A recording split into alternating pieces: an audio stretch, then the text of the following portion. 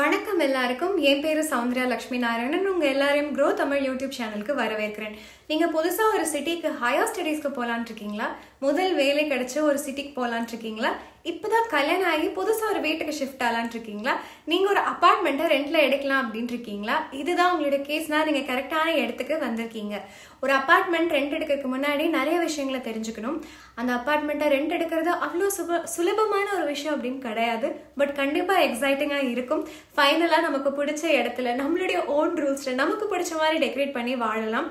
ரொம்ப எக்ஸைட் ஆகிறதுக்கு முன்னாடி நமக்கு ட்ரூ காஸ்ட், இந்த வீடை வாடகைக்கு இருக்கிறதுனால எவ்வளோ காஸ்ட் செலவாகும் தெரிஞ்சுக்கணும்ல. ரெண்ட் மாசம் மாசம் பே பண்ணணும்ல. நிறைய ஹிடன் காஸ்ட்டும் இதில் இன்வால்வ் ஆகியிருக்கும். அது எல்லாத்தையுமே நம்ம தெரிஞ்சுக்கணும். இந்த பணம் எல்லாம் அதிகமாகிட்டே பட்ஜெட்ல பெரிய அடியாக விழக்கூடாது. கரெக்டுங்களா? கவலைப்படாதீங்க. கரெக்டாக பிளான் பண்ணி கரெக்டாக பட்ஜெட் பண்ணி போட்டோம்னா நம்மளுடைய முதல் அப்பார்ட்மெண்ட்டுடைய அனுபவம் அருமையாக இருக்கும்.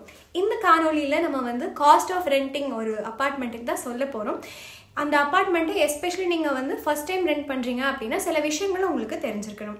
இந்த காணொலியில் என்னெல்லாம் கவர் பண்ண போகிறேன்னு பார்த்தீங்கன்னா, ஏன் நீங்கள் பட்ஜெட்டிங் பற்றி ஸ்டார்ட் பண்ணணும் ஒரு வீடை ரெண்ட்டுக்கு எடுக்கிறதுக்கு முன்னாடி, எப்படி கரெக்டான அப்பார்ட்மெண்ட்டை கண்டுபிடிக்கிறது, ஒரு அப்பார்ட்மெண்ட் ரெண்ட் எடுக்கிறதுக்கு முன்னாடி ரெண்டல் அக்ரிமெண்ட், அதோட பேப்பர் ஒர்க், அதில் இருக்கிற ஹிடன் காஸ்ட், அதுக்கப்புறம் என்னெல்லாம் இருக்குது, இது எல்லாத்தையும் தான் இன்னைக்குடைய காணொலியில் பார்க்க போகிறோம்.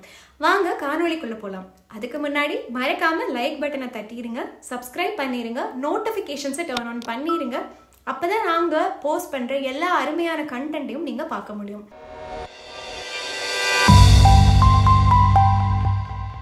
இப்போ நம்மளுடைய டாபிக் உள்ள போகலாம். First budgeting for renting. ஓகேங்களா? நான் இந்த கேள்வியை உங்ககிட்ட கேட்குறேன். நீங்கள் ஒரு அப்பார்ட்மெண்ட்டுக்கு வாடகைக்கு போகலான்னு இருக்கீங்க. ஃபர்ஸ்ட் விஷயம் உங்களுக்கு என்ன மைண்டில் வரும்? என்ன ரெண்ட் இருக்கோ, இந்த ரெண்ட் நம்மளால அஃபோர்ட் பண்ண முடியுமா மாதம் அப்படிங்கிறது தானே.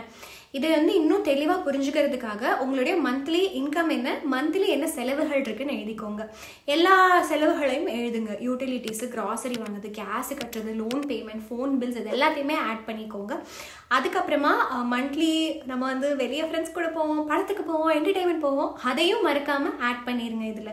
இது முடிஞ்சதுக்கு அப்புறமா உங்களுக்கு எவ்வளோ பணம் நம்மக்கிட்ட மிச்சம் இருக்கும் எல்லா செலவுகள் முடிச்சிட்டோம் அப்படிங்கிறது நமக்கு நல்லாவே தெரிய வரும். இந்த விதத்தில் நம்ம இந்த ரெண்ட்டை கண்டிப்பாக அஃபோர்ட் பண்ண முடியுமா ஒவ்வொரு மாதமும் அப்படிங்கிற ஒரு புரிதல் கிடைக்கும்.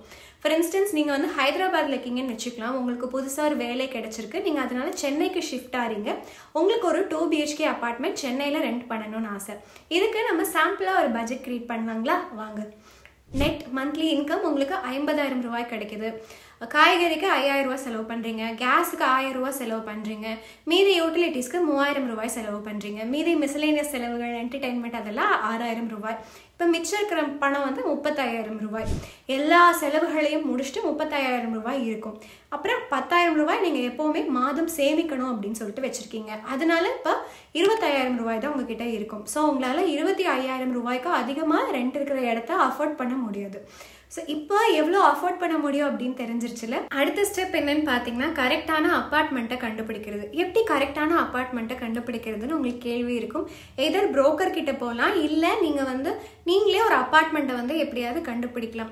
எப்படி செலக்ட் பண்ணாலும் ஃபர்ஸ்ட்டு உங்களுடைய நெய்பர்ஹுட் என்னன்னு செலக்ட் பண்ணணும். இதுக்கு சில கேள்விகளை உங்ககிட்டே கேட்டுக்கோங்க. உங்கள் வேலை போகும் இடத்துக்கு பக்கத்தில் இந்த நெய்பர்ஹுட் இருக்குதா, உங்களால் டிரைவ் பண்ண முடியுமா, பப்ளிக் டிரான்ஸ்போர்ட் இருக்குதா, இல்லை நடந்து போகிறக்கே வசதி இருக்கான்னு பார்த்துக்கோங்க. பீஸ்ஃபுல்லாக வாழ்கிற மாதிரி ஒரு இடம் இருக்கான்னு பார்த்துக்கோங்க. செக்யூரிட்டி, அதுக்கப்புறம் இன்னும் நிறைய ப்ராப்பர்ட்டி இருக்கான்னு பார்த்துக்கோங்க. லைட்டிங், செக்யூரிட்டி ஆக்சஸ், ரொம்ப இருட்டாக இருக்கிற இடம், ரொம்ப அன்சேஃபாக இருக்கிற இடம்லாம் இருக்கான்னு பார்த்துக்கோங்க. பக்கத்துலேயே shop, school, pharmacy, cafe, restaurant எல்லாமே இருக்கான்னு பார்த்துக்கோங்க. எல்லாமே வீட்டிலேருந்து வாக்கிங் டிஸ்டன்ஸில் இருக்கா, இல்லை பக்கத்தில் பப்ளிக் டிரான்ஸ்போர்ட்டுக்கும் பக்கத்தில் போகிற மாதிரி இருக்கான்னு பார்த்துக்கோங்க. இந்த ப்ரிஃபரன்ஸ் எல்லாம் உங்களை நேரோ டவுன் பண்ண வைக்கும். ஓகே, இந்த மாதிரி இடங்கள் எனக்கு ஆப்டிமலாக இருக்கும்னு சொல்லிட்டு நெய்பர்ஹுட் செலக்ட் பண்ணதுக்கப்புறமா நெக்ஸ்ட்டு கரெக்டான அப்பார்ட்மெண்ட்டை செலக்ட் பண்ணுறது.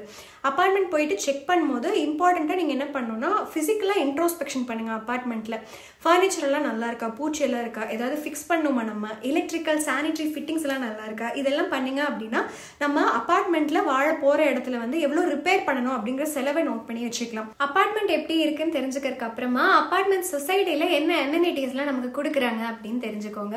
ஃபர்ஸ்ட் ஸ்விம்மிங் பூல் இருக்கா, பைக்குக்கு காருக்கு எல்லாம் தனித்தனி பார்க்கிங் இருக்கா, வாக்கிங் போறதுக்கு ஏதாவது இடங்கள் இருக்கா, ஜிம் இருக்கா, குழந்தைகள் விளையாட ஒரு பிளே ஏரியா இருக்கா, எல்லாத்தையும் பார்த்துக்கோங்க. இந்த அம்யூனிட்டிஸ் எல்லாத்தையுமே பார்த்தீங்கன்னா நம்ம நேரோ பண்ணலாம் நிறைய அபார்ட்மெண்ட் சாய்ஸஸ்ல இருந்து. ஃபைனலைஸ் பண்ணதுக்கு அப்புறமா நெக்ஸ்ட் ரொம்ப இம்பார்ட்டண்ட்டான ஸ்டெப் வந்து லீஸ் அக்ரிமெண்ட் சைன் பண்ணுறது ஒரு அபார்ட்மெண்ட்டுக்கு.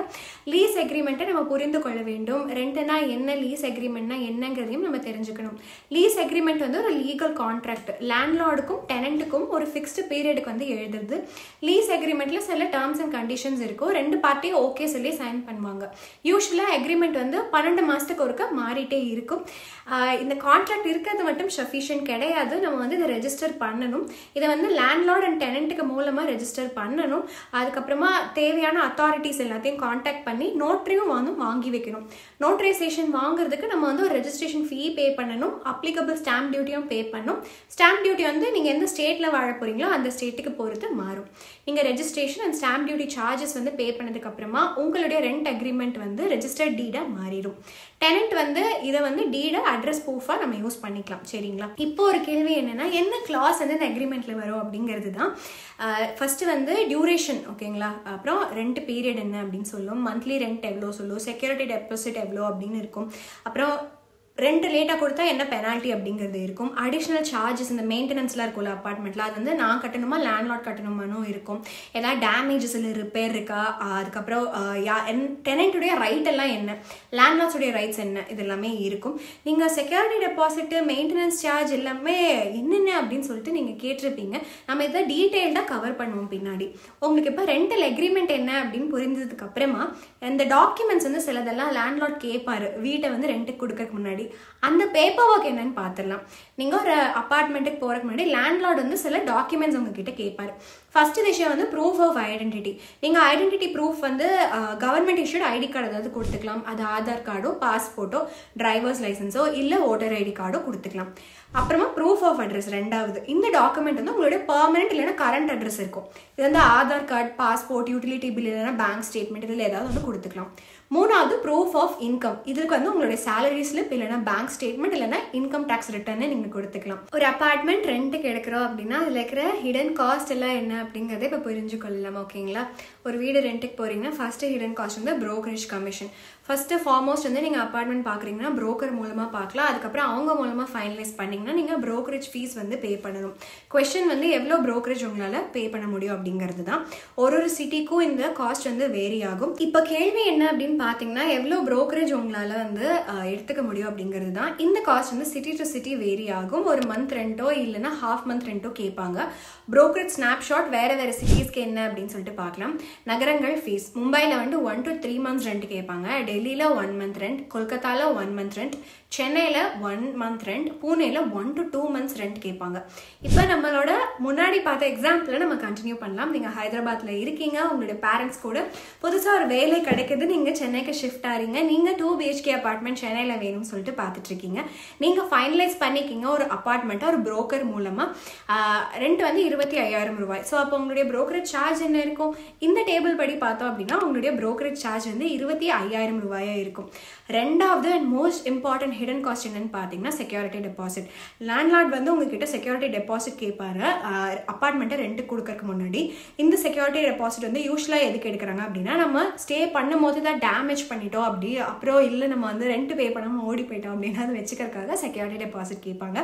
இப்போ செக்யூரிட்டி டெபாசிட்டோட எவ்வளோ இருக்கும் அப்படின்னு நீங்கள் பார்த்தீங்கன்னா அது ஒரு கேள்வி. கரெக்டாக மாடல் டெனன்சி ஆக்ட் 2021 படி ரெசிடென்ஷியல் ப்ராப்பர்ட்டினா 2 months ரெண்ட்டுக்கு மேலே செக்யூரிட்டி டெபாசிட் வாங்க முடியாது. நான் ரெசிடென்ஷியல் ப்ராப்பர்ட்டினா 6 months மேலே ரெண்ட்லேருந்து நம்ம செக்யூரிட்டி டெபாசிட் வாங்க முடியாது. எக்ஸாம்பிள் நம்ம கண்டினியூ பண்ணோம்னா 2 months செக்யூரிட்டி டெபாசிட் அப்படின்னா 2 into 25,000 50,000 ரூபாய் நம்ம பே பண்ணணும். அடுத்த ஹிடன் காஸ்ட் வந்து என்னன்னா மெயின்டெனன்ஸ். நம்ம இப்போ ஒரு சொசைட்டியில் வாழ்கிறோம், ஒரு இது சொசைட்டி மாதிரி இருக்கிற இடத்துல வாழ்கிறோம் அப்படின்னா அது மெயின்டெனன்ஸ் காஸ்ட் வந்து நம்ம பே பண்ணணும். இந்த காஸ்ட் வந்து அந்த சொசைட்டி ரிப்பேர் பண்ணுறதுக்கு அது எல்லாத்துக்கும் யூஸ் பண்ணுவாங்க. லேண்ட்லார்ட் கிட்ட முன்னாடியே பேசிடுங்க யார் வந்து இந்த மெயின்டெனன்ஸ் ஃபீ பே பண்ணுவாங்கன்னு. ஜென்ரலாக இது எல்லாமே வந்து ரெண்ட்டில் ஆட் பண்ணிடுவாங்க, இல்லைன்னா டெனண்ட் வந்து செப்பரேட்டாக பே பண்ணணும்னு சொல்லுவாங்க. இந்த மெயின்டெனன்ஸ் சார்ஜும் வந்து ஒரு சிட்டி ஒரு சொசைட்டிக்கும் மாறும். ப்ரீ டிஃபைண்டாக எதுவும் கிடையாது. பார்க்கிங் ஃபீ ஏதாவது இருக்கா, அது மந்த்லியா ஆனுவலா அப்படி உங்களோட வெஹிக்கிள்ஸ் பார்க் பண்ணுறதுக்கு அதையும் நீங்கள் தெரிந்து வச்சுக்கோங்க. சரிங்களா? எக்ஸாம்பிள் கண்டினியூ பண்ணுவோம். நம்ம வந்து மெயின்டெனன்ஸ் ஃபீயாக 2,000 ரூபா மாதத்துக்கு பே பண்ணுறோன்னு வச்சுக்கலாம். அடுத்த ஹிடன் காஸ்ட் வந்து மூவிங் காஸ்ட். ஸோ நம்ம பழைய வீட்டிலேருந்து புது வீட்டுக்கு ஷிஃப்ட் பண்ணணும்ல, அதை எப்படி பண்ணுறது? ஒரு ட்ரக்கு இல்லைனா ஏதாவது ஆக்சஸ் மூலமாக தான் நம்ம கொண்டு வர முடியும். ஹையர் பண்ணணும், ரெண்ட் பண்ணணும், மூவர்ஸ் அண்ட் பேக்கர்ஸை. ஸோ ஹவு மச் வந்து இந்த மூவர்ஸ் அண்ட் பேக்கர்ஸ் சார்ஜ் பண்ணுவாங்க அப்படின்னு நம்ம பார்த்துக்கலாம்.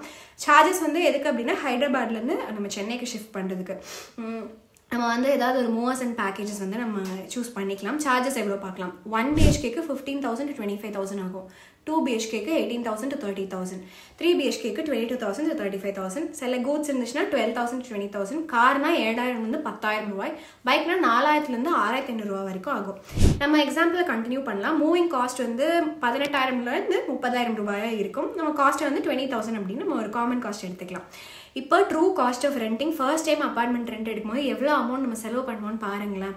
நம்ம வந்து ஹவுஸுடைய ரெண்ட் ஃபர்ஸ்ட் மாதத்துக்கு 25,000 ரூபாய், ப்ரோக்கருக்கு ப்ரோக்கரேஜ் ஃபீ 25,000, செக்யூரிட்டி டெபாசிட் 2 மாதம், லேண்ட்லார்டு கொடுக்குறது 50,000 ரூபாய், மெயின்டெனன்ஸ் 2,000 ரூபாய், மூவிங் காஸ்ட் 20,000 ரூபாய், மொத்தமாக 1,22,000 ரூபாய் ஆகும். அதாவது நீங்கள் ஃபர்ஸ்ட் முறையாக ஒரு அப்பார்ட்மெண்ட் ரெண்ட்டுக்கு எடுக்கிறீங்க அப்படின்னா ஃபர்ஸ்ட் மந்த் வந்து நீங்கள் 1.22 lakhs வந்து பே பண்ணணும். அதுக்கப்புறமா அந்த அப்பார்ட்மெண்ட்டுக்கு தேவையான ஹவுஸ் ஹோல்ட் பொருட்கள் அதெல்லாம் வாங்கினீங்கன்னா காஸ்ட் இன்னும் ஹையர் ஆயிரும். கிச்சனுக்கு வேணும் பொருட்கள், பெட்ரூம்க்கு வேணும் பொருட்கள்லாம் வாங்கினா இன்னும் அதிகமாயிரும். ஸோ இந்த மாதிரி எல்லா ஹிடன் காஸ்ட்டையுமே நீங்கள் வந்து எழுதி வச்சதுக்கப்புறமா டெசிஷன் எடுங்க. அதுக்கப்புறம் அமௌண்ட் வந்து நம்மக்கிட்ட இனஃபாக இருக்கா, சேவிங்ஸ் வந்து வித்ட்ரா பண்ணிருக்கணும் பார்த்துக்கோங்க. ரெசிடென்ஷியல் ப்ராப்பர்ட்டி லேண்ட்லார்ட்ஸ் வந்து 10 to 11% ஒவ்வொரு வருஷமும் ரெண்ட் வந்து ஆக்சுவலாக இன்க்ரீஸ் பண்ண முடியும். நீங்கள் அந்த 10 to 11% அமௌண்ட் வந்து பே பண்ண முடியுமா ஒவ்வொரு வருஷம் இன்க்ரீஸ்க்கோ அப்படிங்கிறதையும் தெரிஞ்சு வச்சுக்கோங்க. அடுத்து நம்ம இன்க்ளூஷன்ஸ் செக் பண்ணோம். ரெண்ட் ஆர் லீஸ் அக்ரிமெண்ட்டில் லேண்ட்லார்ட் வந்து ஒரு அக்ரிமெண்ட் ப்ரிப்பேர் பண்ணி நம்மக்கிட்ட சைன் பண்ண சொல்லி கொடுப்பாரு. அதை புரிந்து கொள்ளாமல் அதில் என்ன கிளாஸ்லாம் இருக்குன்னு புரிஞ்சுக்காம நான் அப்படியே சைன் பண்ணி கொடுத்துடக்கூடாது. இதை கண்டிப்பாக பண்ணிடாதீங்க. அந்த தப்பை நான் பண்ணியிருக்கேன். கண்டிப்பாக அக்ரிமெண்ட்டை பார்த்துட்டு அதுக்கப்புறமா புரிஞ்சுட்டு சைன் பண்ணுங்கள். என்னென்ன கிளாஸஸ் தெரியணும் அப்படின்னு பார்த்தீங்கன்னா, ஃபர்ஸ்ட் வந்து நீங்கள் லேண்ட்லார்டு வந்து மெயின்டெனன்ஸ் ஃபீ அது வந்து அவர் பே பண்ணுவாரா இல்லை நீங்கள் வந்து அதை பே பண்ணுவீங்களா, இந்த கிளாஸை நீங்கள் ப்ராப்பராக ரீட் பண்ணல அப்படின்னா ஃபியூச்சரில் வந்து என்னங்க எக்ஸ்ட்ராவாக காசு கேட்டே இருக்காங்கன்னு ஷாக் ஆகிடும். ஓகேங்களா. ரெண்டாவது விஷயம் வந்து லாக்இன் பீரியட் வந்து எவ்வளோ நாள் அப்படின்னு சொல்லிட்டு பார்த்துக்கோங்க.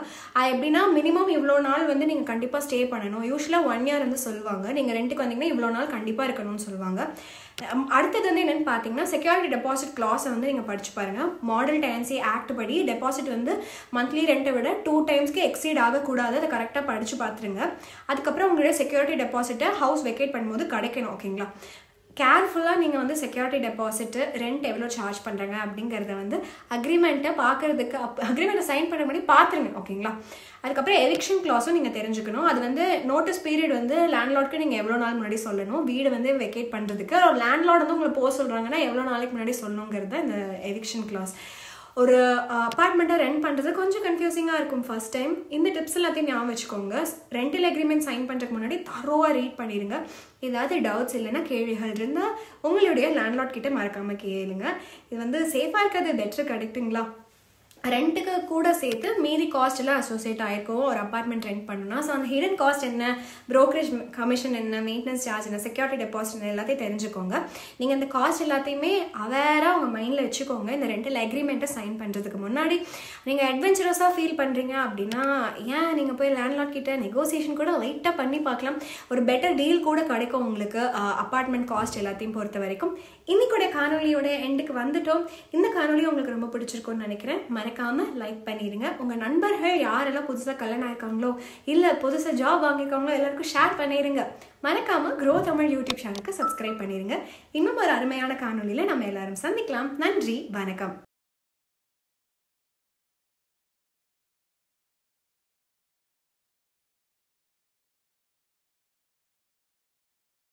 Investment in securities market are subject to market risks. Read all the related documents carefully before investing. Please read the risk disclosure documents carefully before investing in equity shares, derivatives, mutual fund, and or other instruments traded on the stock exchanges.